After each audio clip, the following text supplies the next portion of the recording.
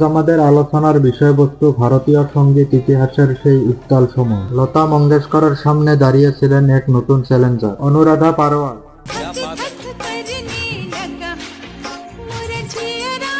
নব্বইয়ের দশকের শুরুটা ছিল ভারতীয় সঙ্গীতের জন্য এক সন্ধিক্ষণ। একদিকে 60 দশকের আভিজাত্য লতা মঙ্গেশকর,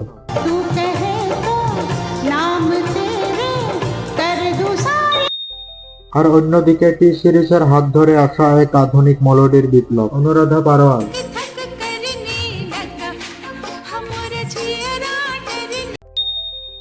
আজ আমরা দেখব কিভাবে অনুরাধা পারোয়াল লতাজির সিংহাসন কাঁপিয়ে দিয়েছিলেন এবং কেন আজও ভক্তরা এই দুই শিল্পীকে নিয়ে দুই ভাগে বিভক্ত। এটি কেবল গানের লড়াই নয়, এটি ছিল আভিজাত্যর বনাম জনপ্রিয়তার এক মহাযুদ্ধ। ভিডিওটা স্কিপ না করে শেষ পর্যন্ত দেখবে, কারণ আজ উন্মোচিত হবে বলিউডের সবচেয়ে বড় মিউজিক্যাল বিতর্কের নেপথ্য কাহিনী। বন্ধুরা, আসুন তাহলে দেরি না করে এই মহাযুদ্ধ শুরু করি।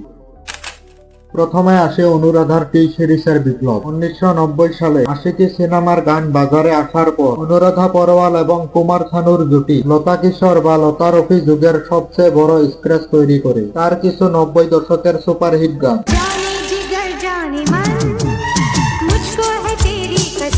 এই গানগুলো লতাজির ক্যারিয়ারকে 90-এর দশকের শুরুতে কিছুটা স্মরণ করে দিয়েছিল। গুলশান কুমারের টি সিরিজ যখন ঘরে ঘরে অনুরাধার কণ্ঠ পৌঁছে দিচ্ছে, সেই সময় ইন্ডাস্ট্রির লোকজন বলতে শুরু করেছিল লতা মঙ্গেশকর সিংহাসন এবং হয়তো অনুরাধার দখলে যেতে চলছে। অনুরাধার কণ্ঠ ছিল লতাজির মতোই মিষ্টি, কিন্তু তাতে ছিল 90-এর দশকের এক আধুনিক ছোঁয়া, যা তরুণ প্রজন্মকে পাগল করে দিয়েছিল।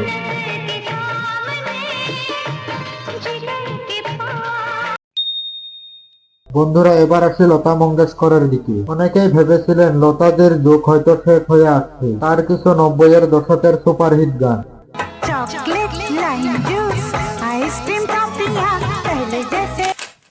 मेरे ख्वाबों में जो आए आके 1995 সালে দিলওয়ালে দুলহানিয়া লে যায়েঙ্গে মুক্তি পাওয়ার পর লতাজি প্রমাণ করেন যে তিনি কেন সুরের সাম্রাজ্যী। দিদি তেরা দিওয়ানি বা তুঝে দেখা তো এ জানা শোনা গানগুলো অনুরাধার আধুনিক পপ মেলোডিকে এক ঝটকায় ঝাঁপিয়ে গিয়েছিল। कैसा है कौन है वो जाने कहाँ है जिसके लिए तू कहे तो नाम तेरे कर दूं सारे।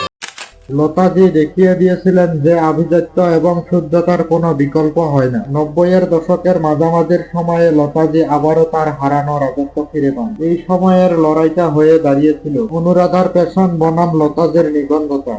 বন্ধুরা, এবার আসা যাক তাদের কিছু বাংলা সুপারহিট গানে। বাংলা মানুষের কাছে লতা মঙ্গেশকর ছিলেন এক দেবীর মতো। তার কিছু জনপ্রিয় বাংলা গান, আমি যে কে তোমার তুমি তা বুঝি আমি ছাড়া আর কোনো কিছু ভালো লাগে ঝুমো সন্ধ্যায় পান্থ পাখিরা বুঝি। গানগুলো 90-এর দশকেও প্রতিটি বাঙালির ড্রয়িং রুমে বাজত। কিন্তু অনুরাধা পারোয়ালও পিছিয়ে ছিলেন না। অনুরাধার কিছু জনপ্রিয় বাংলা গান, পাখিদের জানা নেই আকাশে সীমা নেই মেঘের মুখে চাঁদের আলো হাসে ভালোবাসা মাটি জানি না।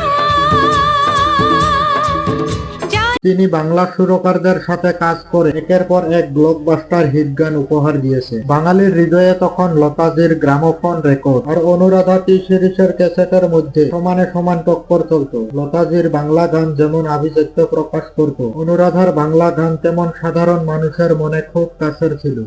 বন্ধুরা, এবার আসে পরিসংখ্যান, বিতর্ক ও চূড়ান্ত রায়। পরিসংখ্যান দেখলে অবাক হতে হয়। 1990 থেকে 1993 পর্যন্ত অনুরাধা ছিলেন বলিউডের 1 নম্বর গায়িকা। তিনি টানা 3 বছর সেরা গায়িকা হিসেবে ফিল্মফেয়ার জিতে লতা মঙ্গেশকরের উত্তরসূরি হিসেবে নিজেকে প্রতিষ্ঠিত করেছিল। কিন্তু অনুরাধার একটি যে শুধু টি সিরিজের জন্য গাইবে, তাকে মূলধারা থেকে কিছুটা দূরে সরিয়ে দেয়। অন্যদিকে লতা মঙ্গেশকর তার ক্যারিয়ারকে চিরন্তর উচ্চতায় নিয়ে গেছে। উপসংহারে বলা যায়, 90-এর দশকের প্রথমার্ধের রানী যদি হন তা হলো অনুরাধা, তবে পুরো দশকের এবং ইতিহাসের আসল রানী লতা মঙ্গেশকর। আপনাদের মতে 90-এর দশকের আসল রানী কি? লতাজির চিরন্তর কণ্ঠ নাকি অনুরাধার মায়াবী মেলোডি? কমেন্ট করে অবশ্যই জানাবেন। ভিডিওটি ভালো লাগলে লাইক ও শেয়ার করতে ভুলবেন না। আরো এমন ভার্সেস ভিডিও পেতে চ্যানেলটি সাবস্ক্রাইব করবেন।